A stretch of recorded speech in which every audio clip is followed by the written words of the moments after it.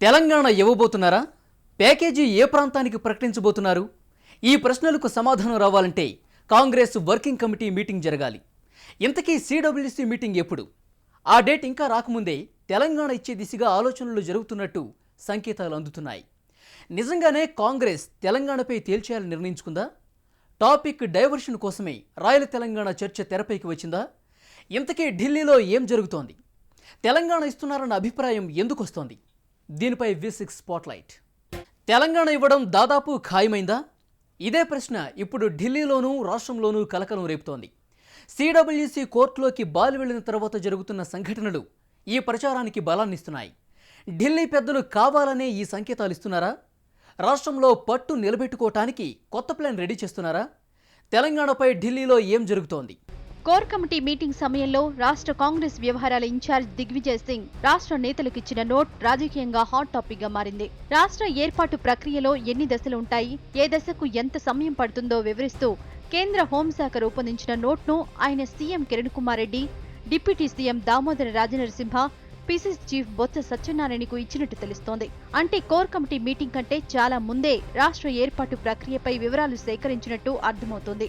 దీంతో ప్రత్యేక రాష్ట్రం పైన హైకమాండ్ సీరియస్ గా ఆలోచిస్తోందన్న వాదన బలంగా వినిపిస్తోంది.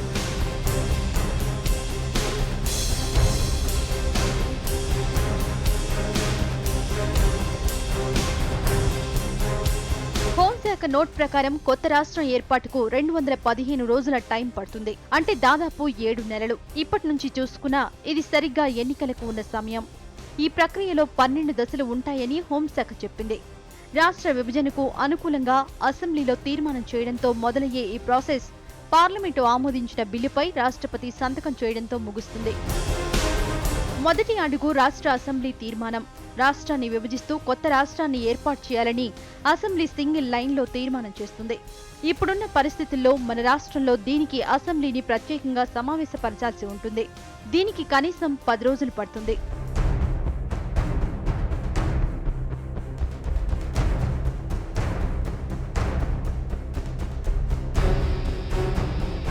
అసెంబ్లీ తీర్మానం కాపీ అందగానే కేంద్ర కేబినెట్ కి ఇవ్వడానికి హోంశాఖ ఒక నోట్ రెడీ చేస్తుంది. దీనికి కనీసం 1 నెల రోజులు పడుతుంది. దీన్ని కేంద్ర కేబినెట్ సూత్రప్రాయంగా ఆమోదిస్తుంది. దీంతో 3వ దశలో భాగంగా రాష్ట్ర ఏర్పాటులో ఆర్థిక అంశాలను పరిశీలించడానికి మంత్రుల బృందాన్ని ఏర్పాటు చేస్తారు. ఇందులో హోం, ఆర్థిక, విద్య, ఆరోగ్య, నీటిపారుదల, విద్యుత్, పర్యావరణ, రైల్వే, మానవ వనరులు, ఎరువులు, ఆహార, కార్మిక శాఖల మంత్రులతో పాటు ప్లానింగ్ కమిషన్ డిప్యూటీ చైర్మన్ కూడా సభ్యులుగా ఉంటారు. ఈ ప్రాసెస్ కు 3 నెలలు పడుతుంది.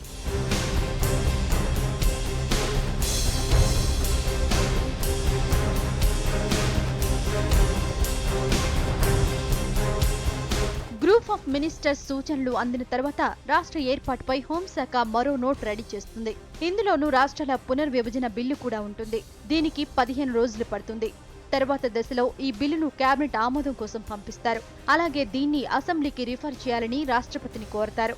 అలాగే ఆర్థిక నిర్వహణ చర్యల కోసం నిపుణుల కమిటీ వేయాలని ఆర్థిక శాఖకు రికమెండ్ చేస్తారు. కొత్త రాష్ట్ర ఏర్పాటు వల్ల ముందు నుంచి ఉన్న రాష్ట్రంపై పడే ఆర్థిక ప్రభావాన్ని పరిశీలించడానికి ప్లానింగ్ కమిషన్ డిప్యూటీ చైర్మన్ పర్యవేక్షణలో స్పెషల్ టీం ఏర్పాటు చేస్తారు. దీనికి ఓ వారం రోజులు పడుతుంది. కేబినెట్ ఆమోదం తర్వాత హోంమంత్రి, ప్రధానమంత్రి కొత్త రాష్ట్ర బిల్లును అసెంబ్లీకి రిఫర్ చేయాలని కోరతారు. దీనికి 2 రోజులు సరిపోతుంది. ఆ తర్వాత రాష్ట్రపతి సిఫారసుతో బిల్లు మరోసారి రాష్ట్ర అసెంబ్లీ, శాసనమండలి ముందుకొస్తుంది. దీనిపై అసెంబ్లీ అభిప్రాయాలు తెలుసుకునే ప్రక్రియకు 1 నెల రోజులు అవసరమవుతుంది.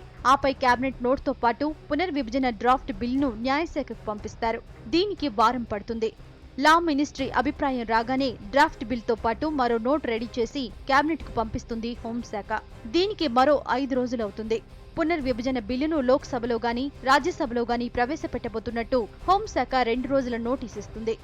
లోక్సభ, రాజ్యసభలో చర్చ తర్వాత బిల్లు సాధారణ మెజారిటీతో ఆమోదం పొందితే సరిపోతుంది. దీనికి 15 రోజుల టైం పడుతుంది. పార్లమెంట్ ఆమోదం తర్వాత బిల్లును రాష్ట్రపతి ఆమోదం కోసం పంపిస్తారు. అక్కడ ఓకే చెప్పగానే కొత్త రాష్ట్రం ఏర్పాటు ప్రక్రియ పూర్తవుతుంది.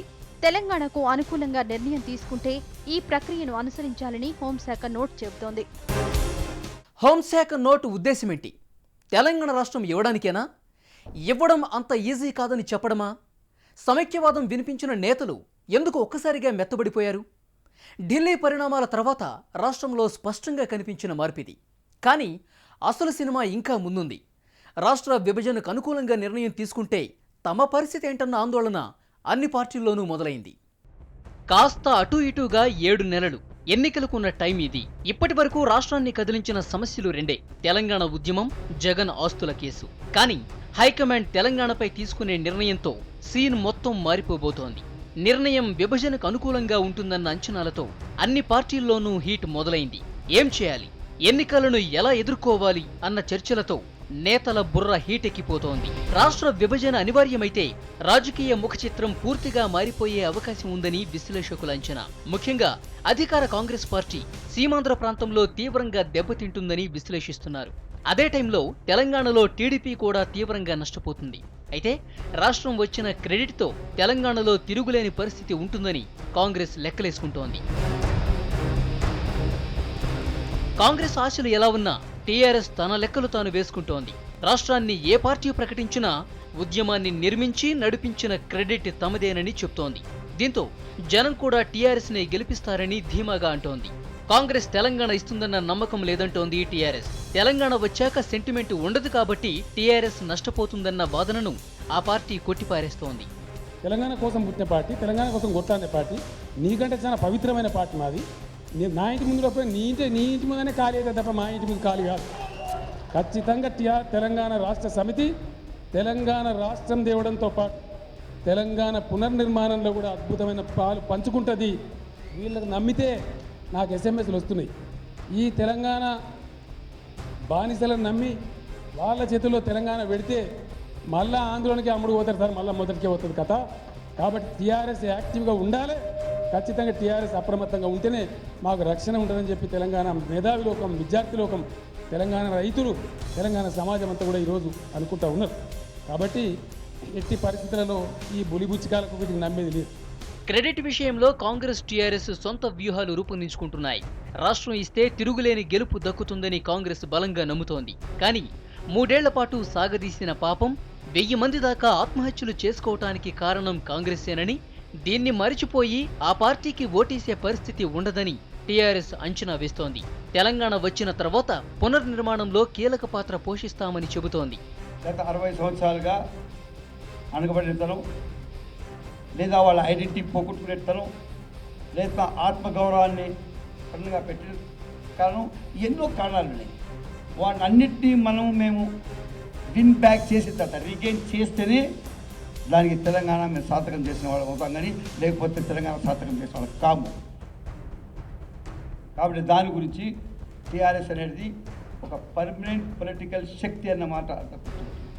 అది ఎక్కడ ఉంటుందో, ఏం చేస్తుందో, ఎవరితో మాట్లాడుతుందో అంత వేరే మాట. కానీ పొలిటికల్ శక్తిగా TRS is a political party to stay. అది దాని బ్యాక్గ్రౌండ్ లోపల గత కొన్ని నెలల నుంచి తెలంగాణ ఇస్తామన్నారు.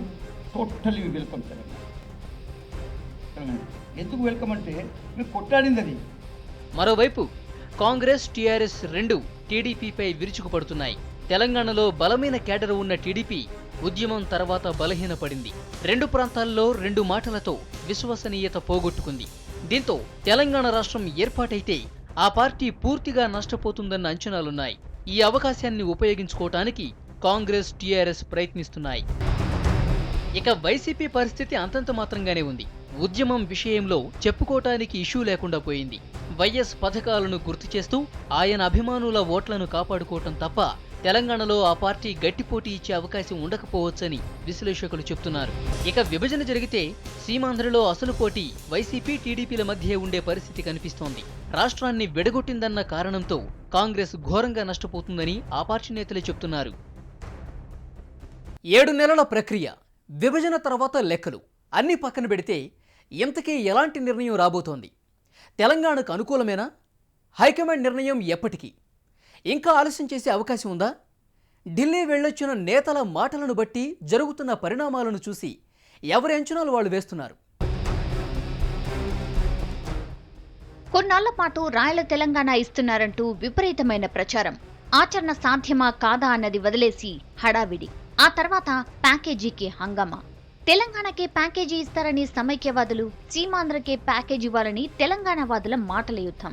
మరోవైపు ఢిల్లీలో చర్చల మీద చర్చలు, భేటీల మీద భేటీలు. కోర్ కమిటీ మీటింగ్ తర్వాత రాష్ట్ర నేతల స్పందన చూసి తెలంగాణకు అనుకూలంగా ఉందన్న సంకేతాలు ఉన్నాయంటున్నారు.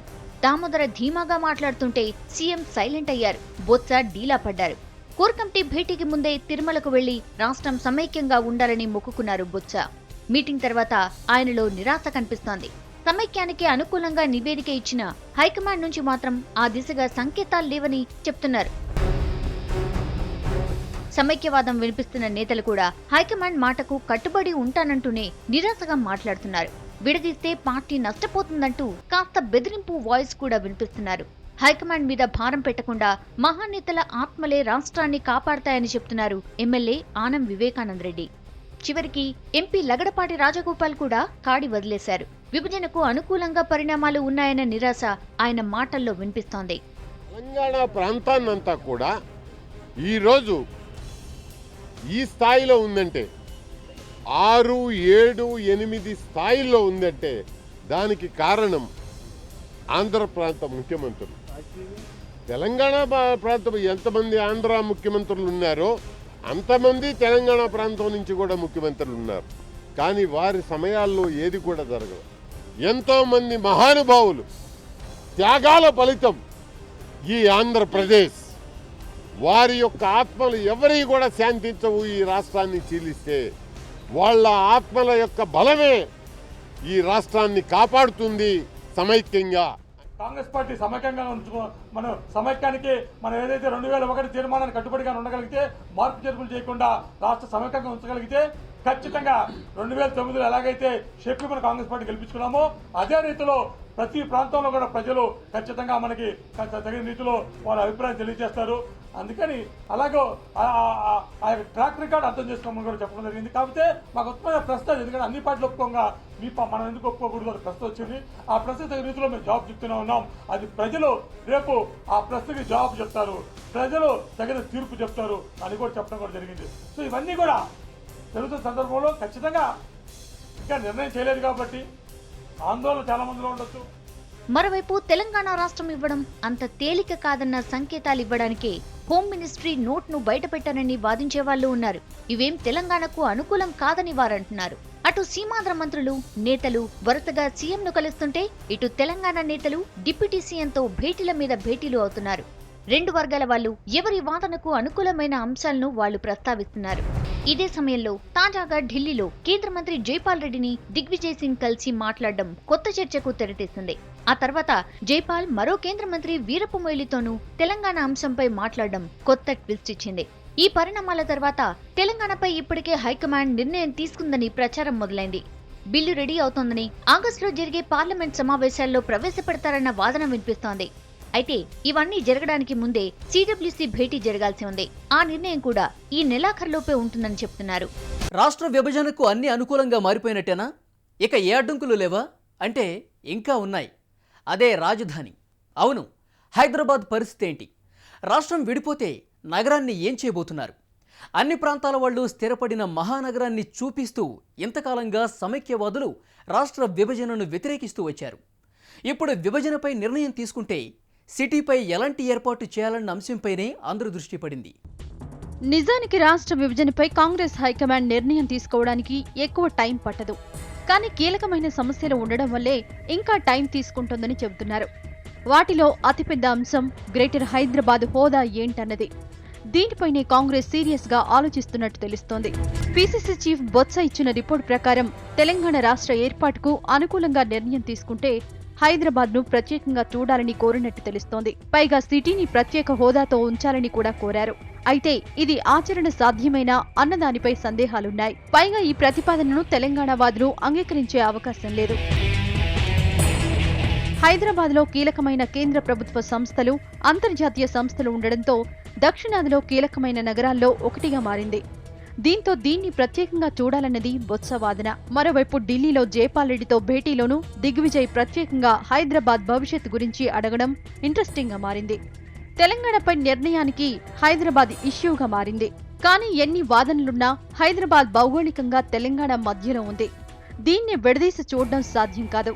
విభజన జరిగితే 10 ఏళ్ల వరకు ఉమ్మడి రాజధానిగా ఉంచడానికి అభ్యంతరం లేదని తెలంగాణ వాదులు ఎప్పటినుంచో చెబుతున్నారు.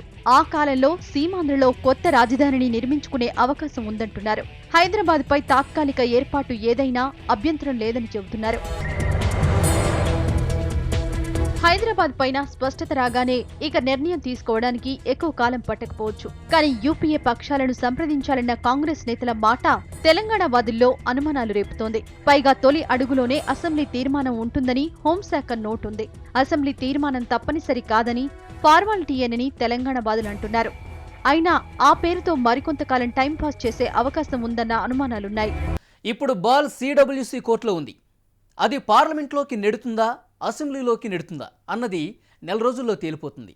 కాంగ్రెస్కు లైఫ్ అండ్ డెత్ సమస్యగా మారిన ఇష్యూ నుంచి బయటపడటానికి ఆ పార్టీ విశ్వ ప్రయత్నం చేస్తోంది. ఇది వి6 స్పాట్లైట్.